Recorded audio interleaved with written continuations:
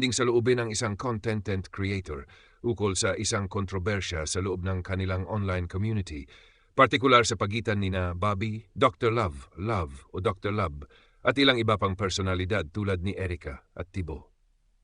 Ang issue ay nagsimula nang si Bobby TV 143 ay makita sa live stream ng kabilang panig kay Erica na siyang tinaguriang kalaban ng grupo. Dahil dito, inakusahan siya ni Dr. Love ng pagiging doble cara o hindi tapat.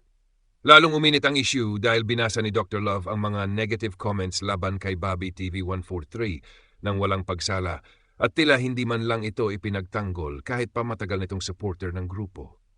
Ang nagsasalita sa video ay halatang nalulungkot at galit dahil sa kawalan ng malasakit ni Dr. Love sa kapwa content creator.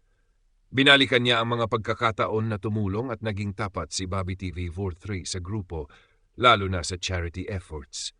Iginiit niya na dapat sana ay pinalamig muna ang mga viewers, hindi pinainit palalo ang tensyon. Itinampok rin niya ang problema ng ilang kasapi sa grupo na tila mas inuuna ang intriga kaysa malasakit at mas pinipili ang manira kaysa umunawa.